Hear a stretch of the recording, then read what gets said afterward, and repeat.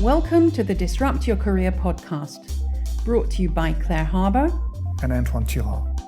We're passionate about helping everyone find fulfillment in their work life. We believe that big, messy, uncharted career changes are inevitable, and it's up to you to decide. Will you take control and disrupt, or allow yourself to be disrupted? We wrote the book about it, and now we share here our conversations with other thinkers in this crucial area. Settle down and get ready to listen to this dose of wisdom. So on this time's episode of Disrupt Your Career, we're welcoming Joseph Liu.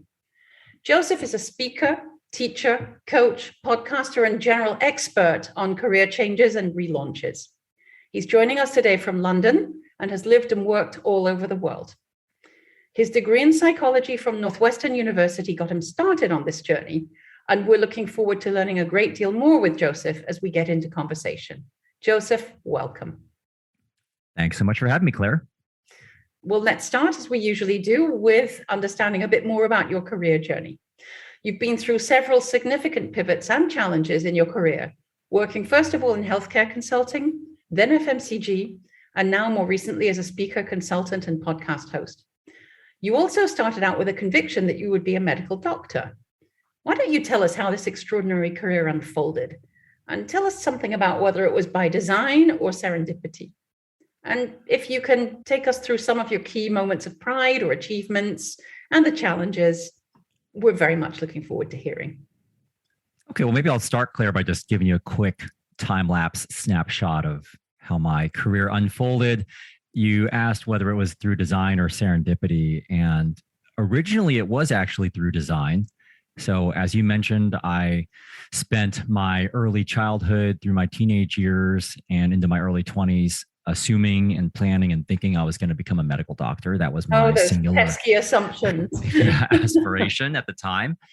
And I actually did go to medical school. I matriculated to the Georgetown School of Medicine a couple years after I graduated from Northwestern with a psychology degree.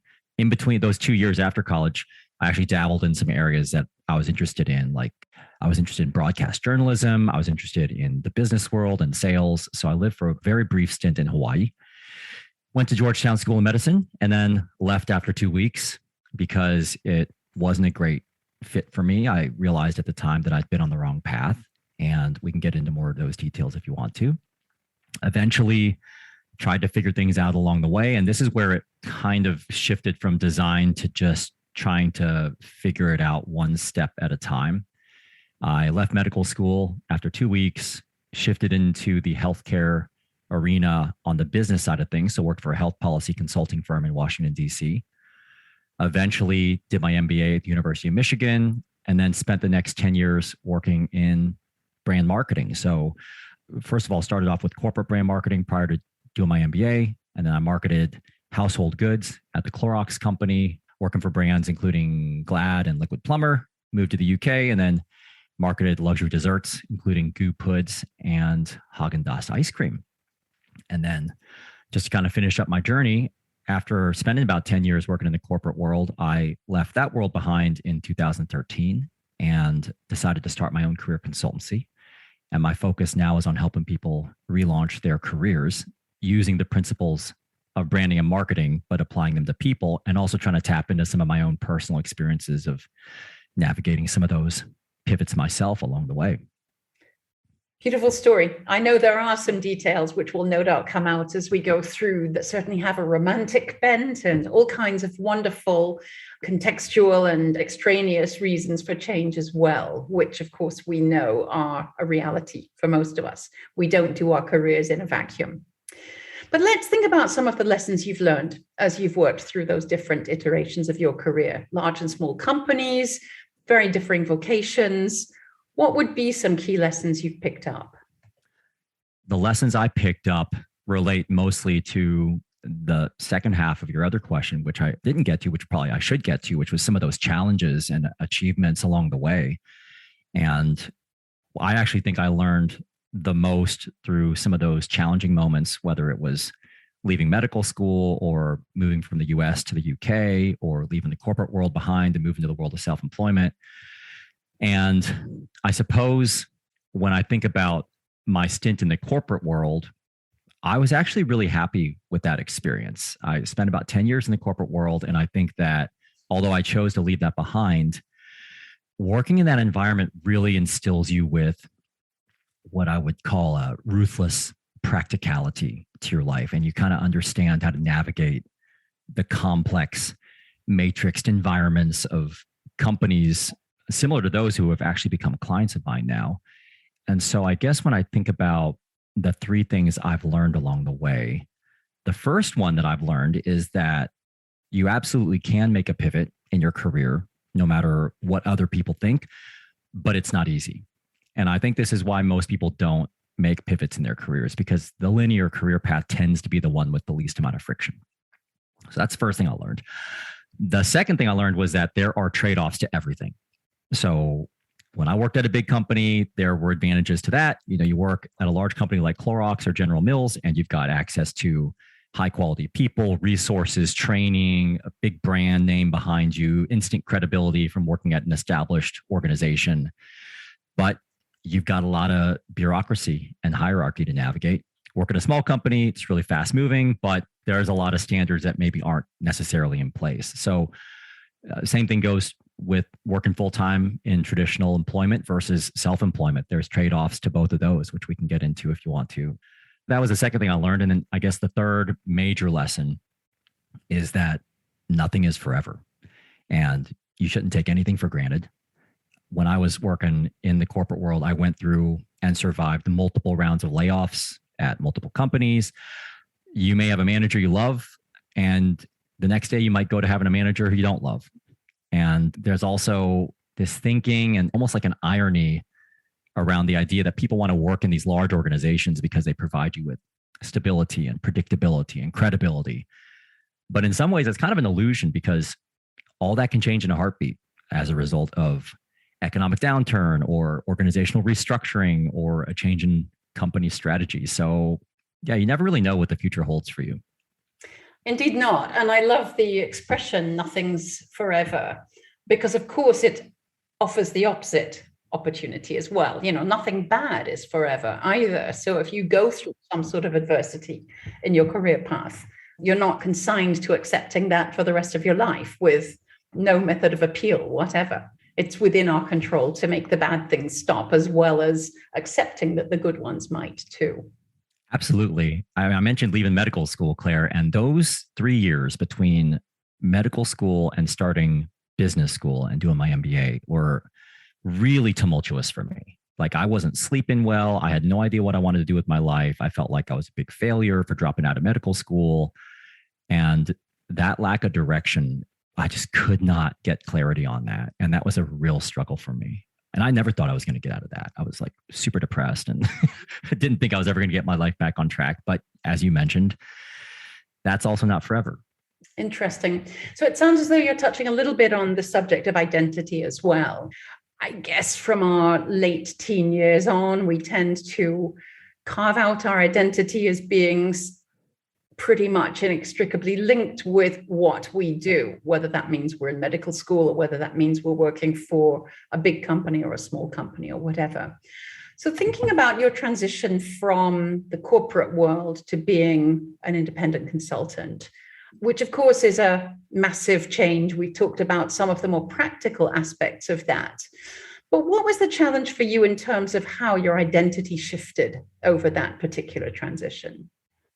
It was a major rude awakening for me, Claire, because I think you've got all these romanticized versions of branching off on your own and relaunching your career and working for yourself that is sort of, I guess, glamorized in Hollywood. Oh yeah, I'm going to be working in this beautiful office with fresh cut flowers, and my clients are going to love me all the time, and I'll take coffee breaks. I mean, didn't Boris Johnson just say something absolutely ridiculous about working from home? Coffee and cheese would probably help us all to stay motivated in working from home. The reality is very far from that. So major rude awakenings. You mentioned identity. So you go from having a team to working completely on your own. I was literally working on a standing desk made out of a cardboard box in our lounge in Market Harbor. We'd actually moved to Market Harbor. For those people who are not from the UK, they don't know where that is, or people who live in the UK and also don't know where that is. It's in the Midlands, and it's kind of a village town. It's very small. Very few working professionals there who work in London. It's kind of out of the way. We went there to downsize and to reduce our costs. And so you're working alone. You go from having tons of resources in the corporate world to having really no resources. You have colleagues to having to figure everything out on your own, stable income to generating your own income. And also the big one that I really struggled with was you go from working for a really well-known brand like Haagen-Dazs at a well-known company, General Mills, and that's on your business card. You show it to anybody, instant credibility.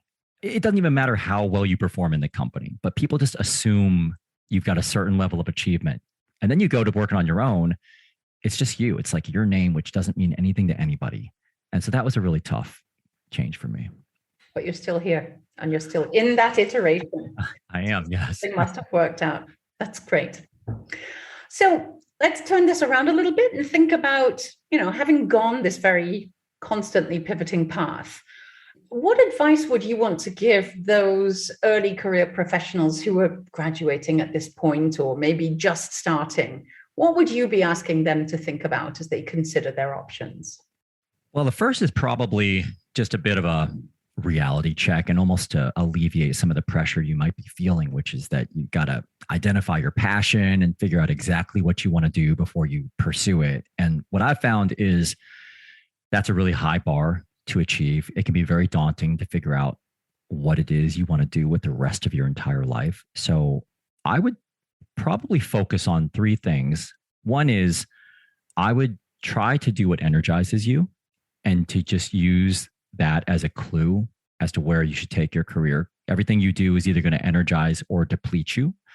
And those things that energize you, those things that you find meaningful, that is a promising path to take, even though you may not know exactly where it's going to lead you. So that's the first thing. Second thing to think about, which I know is very difficult, and I struggled with this a lot, was to not worry as much about what other people think. And I get that what your family members think about you matters, and your friends and your peer group and the people who you graduated with, the people who are showing up on your LinkedIn feed. I get that it is hard not to completely divorce yourself from where you perceive where you are and what you've achieved in life from what others have achieved by the same point in time in their lives. But the reality is that most people aren't really, this is going to sound horrible, they're not really thinking about you that much. Yes, they're not, they're not thinking about your career as much as you're thinking about your career. And you're the one who's got to look yourself in the mirror every single day. So I would try to step back from others' judgments to the extent that you can. And then the other one to keep in mind is just to balance aspiration with practicality. So I'm a big proponent of people following their dreams and doing what they love to do. At the same time, and this might just be my tilt from going to business school and working in the corporate world, there is something to be said for CV building or resume building. There are moves you can make that are going to be more productive. And there's decisions that you make that will tend to open doors and others that tend to close them. So it is important to be practical. At the same time, you can't always just be practical. And sometimes you got to take a leap because it just feels right. And that's where I tended to struggle during my pivot points, was I couldn't quite rationalize it, even though I felt deep down that this was the right thing for me. So it's just keeping those in balance if you can. That mix of a little bit of fantasy, a little bit of reality, or fancifulness perhaps rather than fantasy, but either way, that balance is tough. I love the mention of the energy audit. It's an exercise that I do with many of my clients, not necessarily around career, but it's a really useful exercise, isn't it, to be done at any stage when you're reviewing how you're doing, whether it's in order to make a huge jump or just to be clear about what's important coming up. Absolutely. That's wonderful. Let's move and talk about your podcast, Career Relaunch. We've got all kinds of things to talk about here, but I'd love to understand what your motivation was originally to start podcasting to hear a little bit about how you've built your audience and your very, very enviable statistics. And absolutely do free to have just a little bit of humble boasting here if you feel like it. So yeah, my podcast is called Career Relaunch, and I feature people who have made major career changes, professionals around the world who have made the brave choice to reinvent themselves. And the origins of the podcast are a combination of both my professional interests and also what I didn't realize at the time, but actually was a strong personal interest that I had in radio and broadcast from a very, very young age. So, well, I'm originally from the United States. I spent most of my childhood in a town called Springfield, Missouri, which is in the Midwest of the United States. And I don't know exactly how old I was, but my mom bought a tape recorder. It was one of these like old cassette tape recorders, and you could like hold down the orange record button as you press the play button to get the both. You did. I mean, it was like, I'm really dating myself, but I thought that was amazing. Like, I thought it was so cool. You could capture your voice on this cassette. And I would actually spend time in my closet with a blanket wrapped around a bunch of boxes. And I would sit there and I would just record random things. I would interview my sister. I would record commercials and advertisements off the TV, and I would just play them back. And I loved it. I thought it was so cool. I never imagined that many, many years later, I mentioned to you, I went to Hawaii after I finished at Northwestern. I actually did a very brief stint in news broadcasting for Hawaii Public Radio, which is the national public radio affiliate in Honolulu. Loved it. I read news. I read the weather. I talked about the daily wind report, which is a big thing in Hawaii, which way the wind is blowing for surfers. Yeah. And I loved it. It was so cool. And I really enjoyed it.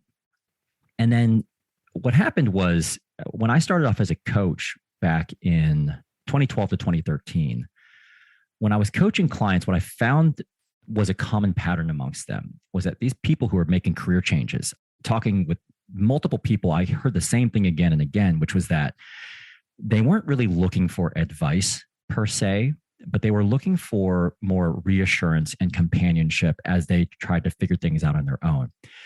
And what I did was about a year into doing this coaching, I worked with one of my business school classmates named Anna Archbold, who kindly offered, as someone who was a fellow marketer, she was working at a different FMCG company at the time, to do a little bit of research with my clients and to ask them, what are they looking for from me or just from the world in general? And what people told her again and again was that they wanted to hear more stories. So what I thought was, I'm just going to try to capture some stories of people who have made career changes, and that could be a resource for my clients originally.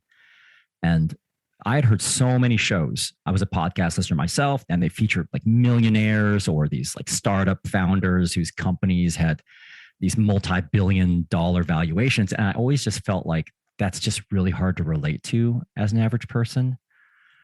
So what I've tried to do is really feature people who aren't even looking to be on a podcast, who don't have an amazing story to share, but just have a relatable story to share, and to capture what they're going through as they're figuring things out. So just to kind of wrap up with the show, it's been on air now for coming up on 6 years. We've got a global audience. Most of the listeners are in the US, UK, Canada, and Australia in that order. And I have now had over 80 guests on the show from over 10 different countries, 5 continents. And I really enjoy it. And I learn a lot from hearing all these people's stories. Beautiful. We love working with story too. And actually, I have a currently on hold podcast called Career Quicksilver, which is a little bit similar. So we should probably compare notes on that. But I'm wondering, I heard you loud and clear that you've got your guests on your podcast who are not necessarily absolutely off the scale extraordinary, but they've each got their own unique and interesting story. Could you share a couple of them with us? Maybe not in great detail, but something that has really struck you about a couple of the stories that you've worked with.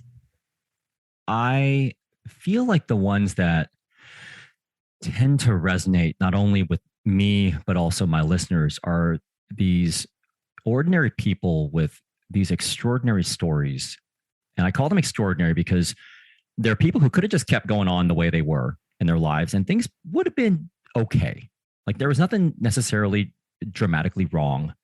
They weren't these people who were just immensely unhappy, but they chose to make a brave leap into the unknown before they had it 100% figured out. And I also caught them when they were still in the midst of their change. So I think the before and the after is really interesting, but the before and during a change is that's where I think a lot of people are who listen to these shows. So there's a couple people that immediately jump out, although every guest has been really unique in their own right. First person who comes to mind is a woman named Sandeep Johal, who's based in Vancouver, Canada. And I think we crossed paths on Instagram or something, or we exchanged messages on Instagram. And she used to be a teacher and then became an artist. And she talked about her journey of trying to go from one field to a completely different field. And I guess the reason why I found her so interesting was because I actually learned a lot of useful things from her about the importance of mindset. And she said that she had to get to a point where she was actually her number one fan, where she liked the art that she was creating and that she believed in it so that she could then convey that to other people. So she talked about that. She talked about the importance of not continuing to tolerate doing work that you don't really enjoy, and that you should take it upon yourself to do something that you actually find meaningful. So that's one person. Another person, Vicky Dane, who used to be a corporate lawyer in London. I bumped into her at a friend's wedding in Southampton in the UK. And she took a little bit of time off and just dabbled in a lot of different areas to try to figure out what she wanted to do, because she knew she didn't want to be in corporate law anymore, but didn't know what to do instead, which is where a lot of people are. They know they don't want to do what they're currently doing, but they don't know where they want to go. And through a series of somewhat random, but also intentional explorations in baking and farming and just informational interviewing, she actually eventually became a clinical psychologist and just demonstrated the power of inspiration and demonstrated the power of experimentation. And then the final one I'll mention is a guy named Chris Donovan, who's based in Massachusetts in the US. And this is a guy in his 50s who had spent 25 years as a telephone repairman. He was literally, very blue collar, just like repaired like telephones. He was the guy you called it to literally either repair a telephone or to help you figure out how to repair them. And he ended up deciding he wanted to design women's shoes, going back to a really early interest of his in high school, where he was just fascinated with shoes. He went to a little weekend course in, I believe it was New York, and then eventually went to Italy to study how to design shoes. And huge leap of faith, didn't know where it was going to go. He was the oldest guy in his class, one of the only men, the only guy over the age of 30, I think. And now he's actually designing and producing some of these women's shoes under his name, Chris Donovan. Wow, brilliant leaps of faith. Well, that brings us rather neatly to one of your strong philosophies in life, which is that of letting go of what you have to make room for something else more meaningful. Why don't you tell us a little bit about how this became important to you? And if time, then give us a couple of illustrations of how it's working out for you. This is a really big philosophy that I've had for a very long time. You got to let go of something to make room for something more important to you. And I find it hard to let go of stuff. We all want to hang on to the things that we've got. Going back to my days in psychology, there's a lot of psychological research about loss avoidance and how humans are wired to avoid letting go of things. So this has been important to me on a very personal basis. So medical school was something that I wanted to do for many years of my life. And it was only after I let go of that I had room to do something more entrepreneurial and more creatively energizing, and eventually go and do my MBA at the University of Michigan. And I don't think I ever answered the achievement question, but getting into business school was one of the turning points in my life. I only applied to one business school. I wanted to go to University of Michigan, and it was a bit of a redemption for me, if you will, going from being one of the only 3% of students dropping out of medical school to eventually going to Michigan, having a scholarship to go there. And I found that to be a real door opening experience for me. But I had to make room for that. Similarly, when I left the corporate world to start my own business. I had to let go of all the convenient credibility, immediate identity that you get from working for a well-established organization to then be able to create more of the things important to me, like freedom and autonomy and doing work I found meaningful, having an impact that I felt would be positive around the people around me. But I couldn't do both. And I could actually feel that on a day-to-day basis, which is what ultimately convinced me to leave the corporate world behind. And then I've also seen this play out in my actual individual work as a business owner. I was used to do a lot of one-on-one coaching and really enjoyed it, but I wanted to do more speaking engagements. And I've had to let go of working with some individual clients. I don't proactively take on new individual clients, but that allows me to have more room to give some of these talks at business schools and at corporate clients that I really enjoy doing. It's hard to have it all, and I want to have it all, and everybody wants to have it all. You got to let go of something to make room for something else. And if you can do that, then your life and your career can progress and evolve as you are inevitably progressing and evolving in your own life. For sure. There's a beautiful metaphor I've heard recently, which is that of a fire burning with lots of logs. You can actually only make the fire burn well if there are spaces between the logs. And it's just such a vivid visual reminder. So that's the one I keep in mind and use to chivvy my clients along in their thinking of not getting too stacked up with stuff and making space for the creativity. Now, let's talk about your career change roadmap. This is one of your products and programs. It's made up of 7 stages. Without giving away all your trade secrets in one go, could you take us through a little bit about the approach and tell us why it might be useful?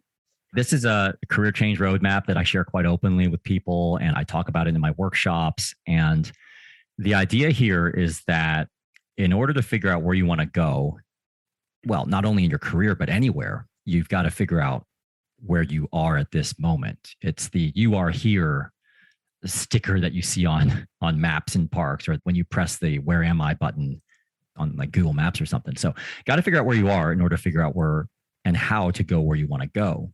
And what I found was in the early days of my coaching, I was noticing that clients were telling me very similar things across different clients. They were struggling with the same emotional roller coaster. I could see that they were at different stages of the process of relaunching their careers. And I started to keep track of that, just a series of Post-it notes on my wall. And there started to be this emotional, not like predictable journey, but a very common emotional journey that people were going through that reminded me of some of the similar models that I used to study in undergraduate related to grief and the stages of grieving.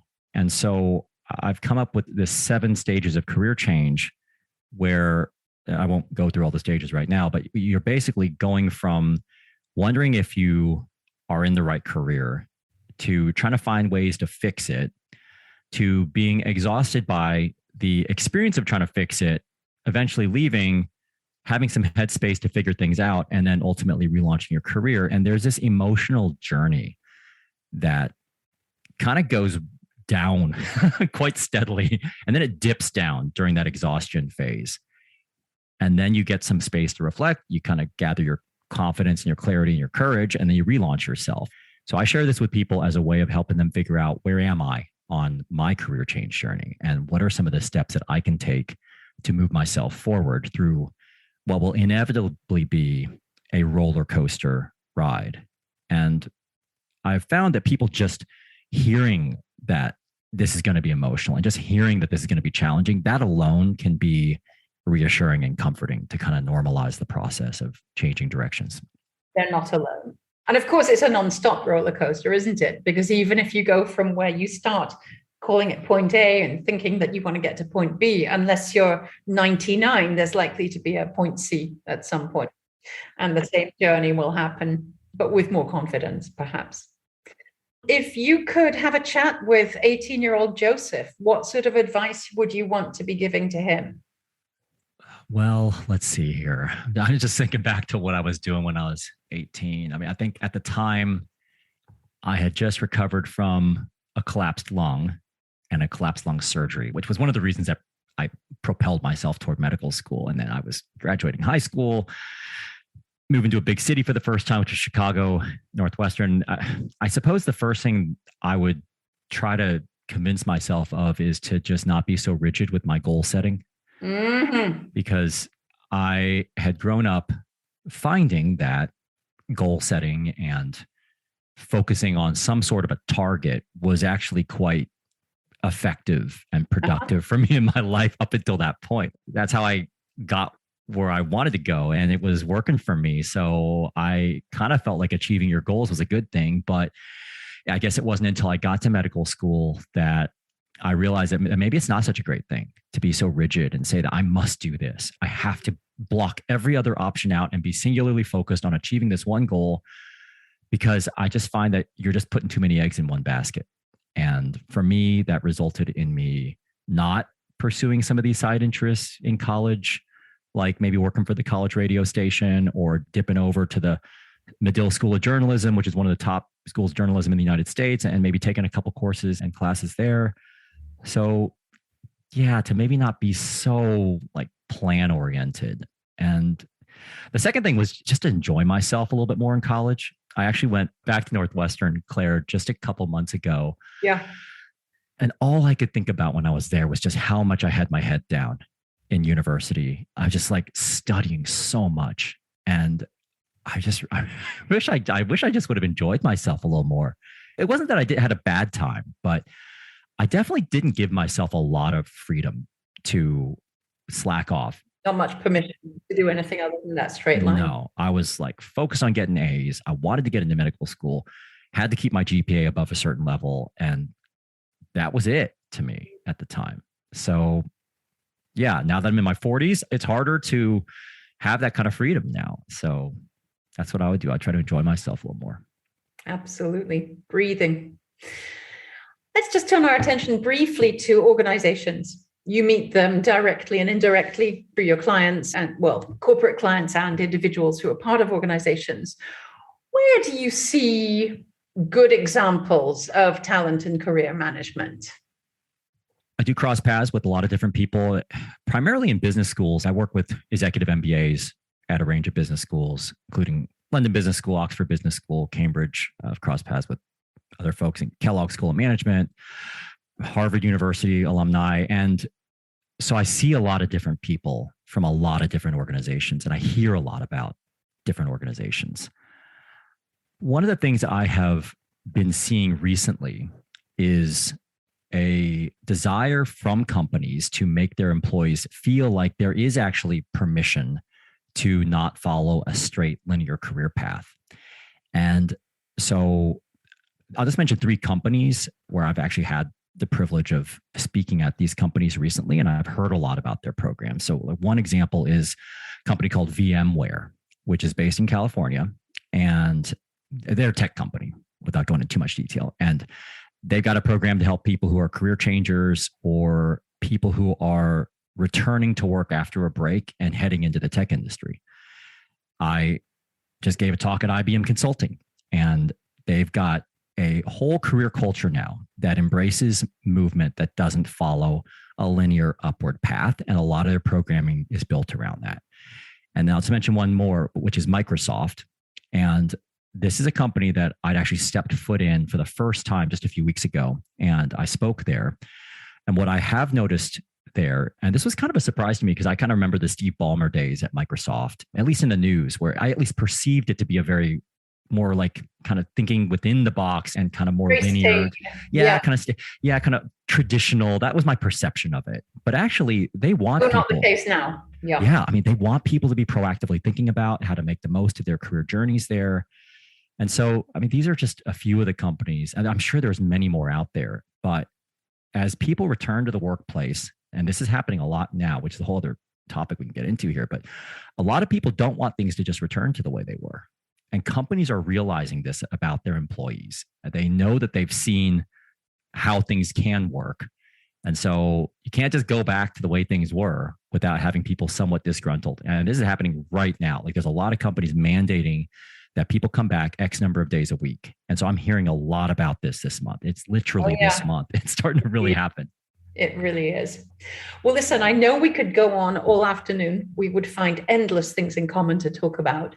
But maybe just before we wrap up, you could share any particularly exciting prospects that you've got on your horizon for the rest of the year.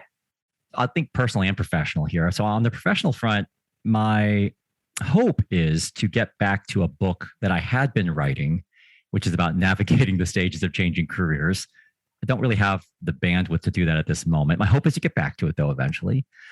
The other thing to mention is just to continue to host my own podcast, Career Relaunch, which even after doing over 80 episodes now and being on air for coming up to 6 years, I still really remain quite passionate about it and I really enjoy it. So that's the professional side of things. On the personal front, my 4.5-year-old daughter, she's starting primary school this fall. So Very nice. I'm really excited to spend the summer with her. And I mean, I see her all the time, but I just feel like there's this like turning point once they go to primary school and they start making their own friends. And so like part of the reason why I run my own business is to be able to have family time and to be there during her early years before she, and you probably know more about this than I do, Claire, because I know you've got several adult children now and before she gets to a point where maybe she doesn't want to spend as much time with me. So I'm just kind of trying to make the most of my time with her. And then the other thing to mention, which I'm really looking forward to, which is maybe a bit of an unconventional answer when it comes to exciting projects, is just looking forward to taking a bit of a breather from work, because I have had a very busy speaking season over the past 9 months. By busy, I mean I've given over 100 talks since last fall. This is actually one of the first weeks that I've had where I don't have multiple talks to deliver. And very importantly, my mother, who's now 77, she just turned 77 this month, she's coming over to the UK for a few months. And so I'd really like to spend some time with her. So I'm looking forward to that. Fantastic. That's an absolutely beautiful way to be projecting your time over the next little while.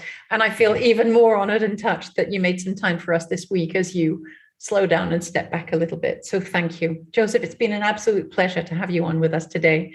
Thank you so much for bringing all these wonderful ideas and all your energy. Thanks for having me, Claire. Appreciate it. We hope you enjoyed hearing from this month's guest as much as we did. Do go and check out our work on disrupt-your-career.com and come back soon. Thank you.